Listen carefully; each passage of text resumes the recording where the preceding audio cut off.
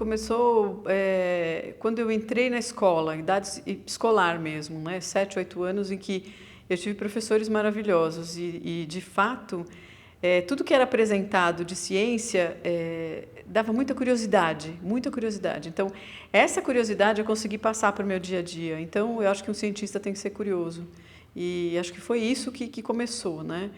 E particularmente, eu fui cada vez mais me aproximando dos professores de ciências e vendo o que era possível trabalhar no universo da ciência. Porque quando você é criança, você simplesmente vê a escola como um meio, né?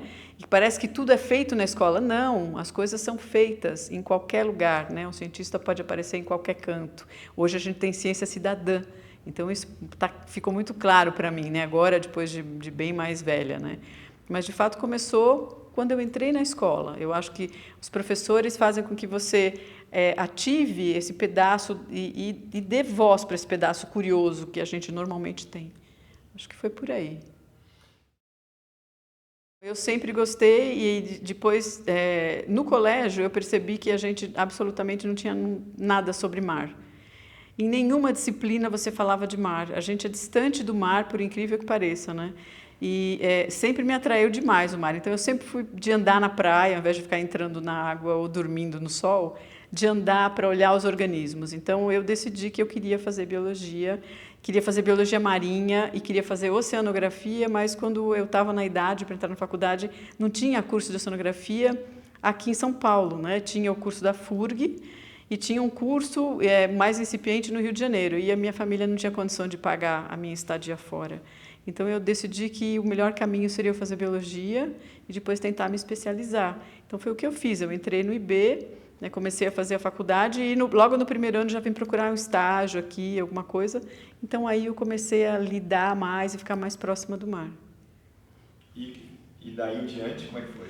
Daí em diante, quer dizer, eu fiquei vinculada a um laboratório por muitos anos, né? Não era exatamente a área que eu gostava muito, mas a gente aprende a gostar daquilo que a gente faz, né? E eu tive bons professores aqui também, de disciplinas e tudo mais. Então, eu acabei sendo contratada como funcionária de um projeto, né? Então, eu recebia para fazer um trabalho técnico, né? Depois disso, eu comecei a estudar e resolvi falar, olha, então eu quero me aperfeiçoar nisso. Então, eu fiz pós-graduação e eu era funcionária ainda, fiz pós, mestrado, doutorado e prestei concurso. Quando abriu o concurso aqui, eu prestei um concurso na Embrapa, passei num lugar muito bom, né? Fui muito bem colocada no concurso para milhares de pessoas, mas eu decidi ficar aqui. Então, sou professora aqui no Instituto Oceanográfico.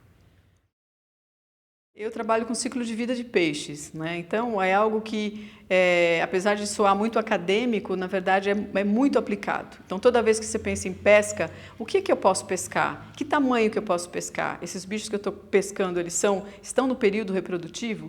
Então, isso é a parte que mais me atrai. Eu sou especialista em reprodução de peixe, mas não reproduzir peixes em cativeiro. Eu trabalho com peixes da natureza e vejo, por exemplo, se ele está no período reprodutivo, se aquela área é uma área de desova, se é uma área de crescimento, né, ou se é um berçário, um infantário. Então, é tentar identificar, através dos peixes, como funciona aquele sistema. Então, basicamente, eu trabalho com isso. Então, eu trabalho também com mortalidade de larvas de peixe. Por que as larvas morrem? Né? Se eu pegar um ovário de uma fêmea de peixe, por exemplo, eu vejo que tem milhares de ovócitos e sobram 90 desse total, 0,2% ou 2% só de sobrevivência. Então, por que morre? Então, nessa fase tão inicial da vida. Então, eu também mexo um pouco com isso, além do que, quer dizer, a fecundidade das fêmeas é importante para eu entender quanto, em termos populacionais, eu vou ter de aumento numérico, né? Quantos sujeitos vão entrar para a população. E a reprodução mesmo, né, dos sujeitos, como é que ela acontece, quando, para exatamente tentar trabalhar com épocas e áreas de desova. Acho que essas informações são importantes. Outra coisa, eu posso pescar qualquer tamanho de peixe? Não, né? Existe um período importante que é o da reprodução e um tamanho relativo aí que, então, seria muito importante eu conhecer para que a gente só pesque acima desse tamanho, desse comprimento, né, que hoje a gente chama de comprimento médio de primeira maturação e que é usado como comprimento mínimo de captura, que é aquele, eu não posso pescar bichos menores do que aquele tamanho, porque eles ainda nem entraram em período reprodutivo. né? Então, é importante eu preservar esse grupo populacional. Então, eu trabalho mais ou menos com isso. As perguntas que eu quero responder é: os peixes estão em período reprodutivo? Esse local é o local de desova? Qual é o papel desse peixe nesse sistema? Então, essas são as minhas questões norteadoras, vamos dizer assim. Isso pode ser feito de várias formas, né? A forma pela qual eu trabalho é: a gente captura os exemplares na natureza e eu faço análise, então eu disseco os sujeitos, eu vejo as gônadas, então se é macho, se é fêmea, então eu vejo proporções na natureza, essa proporção se altera ao longo do tempo ou ela é sempre constante.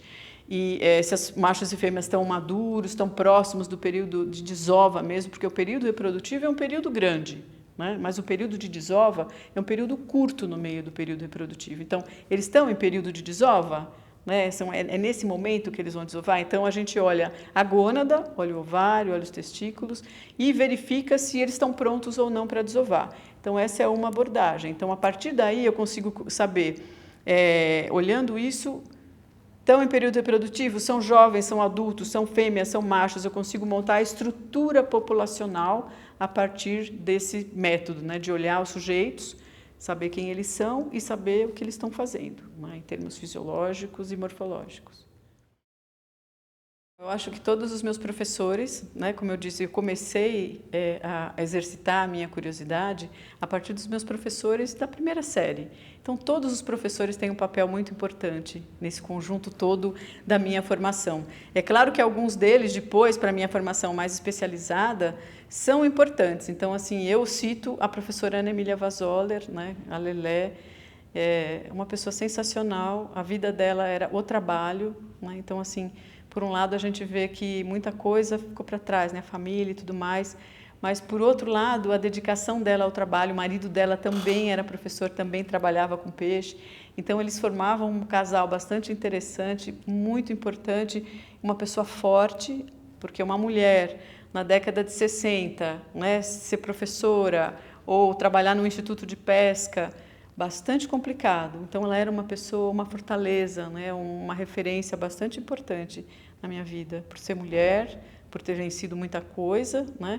E pelo conhecimento que ela tinha, né? Era uma pessoa muito boa. Além disso, muitos professores aqui, né? Eu posso falar de um orientado dela, que foi o professor Alfredo Martins Paiva Filho. Ele foi diretor, foi um dos diretores aqui do IO. E outros tantos, né? Comecei no laboratório do professor Matsura, que o nome dele é do bloco didático, né? Hoje foi uma das pessoas que batalhou muito para ver graduação na USP em oceanografia.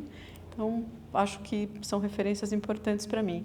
E outras pessoas tantas, assim, que me mostraram o universo do que é trabalhar no mar. Acho que essas 3 pessoas são muito importantes.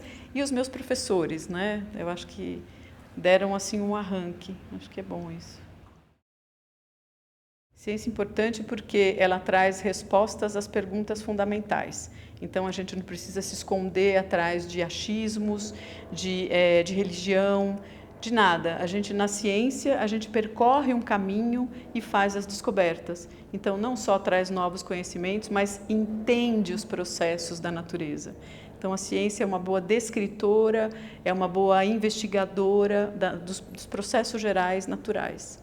Então, sem ciência, nada se faz. Eu acho que uma dica que me deram e que é muito importante é: se você quer ser um cientista, né, você pode ser um cientista. A única coisa que você precisa fazer, né, é ser um observador e ser uma pessoa curiosa. Um observador é uma pessoa que nota as coisas, que olha detalhes, né, mas também que vê o geral, não é apenas um detalhista. É algo que consegue enxergar um processo numa escala mais macro, né, e não tão de detalhe somente. Então, observe, pare, olhe ao seu redor. Eu acho que essa foi a principal dica, porque quando a gente está envolvido em estudar, naquela cultura livresca, muito pouco a gente enxerga do mundo, mas quando você fecha o livro e olha ao seu redor, você percebe o mundo. Então, a partir daí, você pode fazer inferências, né, ter perguntas importantes e tentar respondê-las. Eu acho que esse é o processo natural de fazer ciência e que todo mundo faz, né? A diferença é que a gente está numa academia, a gente tem uma série de dispositivos a mais do que uma pessoa comum teria para investigar. Então, esse papel é muito importante, não só o nosso, como de qualquer cidadão que consegue fazer essa investigação, consegue se perceber na natureza. Então, isso é muito legal. Às vezes você está trabalhando, recebe um telefonema. Olha, eu estou aqui, eu sou avô de uma menininha de 4 anos que achou um bicho aqui, que eu vou te mandar uma foto, e que parece que é um fóssil, né? Será que pode ser? Manda foto, é um peixe seco que estava enterrado na praia. Então você fala, olha, não é, mas veja isso, olha aquilo. Então a pessoa curiosa, né? A partir da curiosidade da neta, ficou curioso, achou uma coisa que podia ser muito importante, e no fundo mesmo que não seja um fóssil, é algo que vai trazer uma série de consequências, né, na vida dele, em termos de explicação e tudo mais, e da neta. Então é muito interessante, é bem legal poder participar de tudo isso.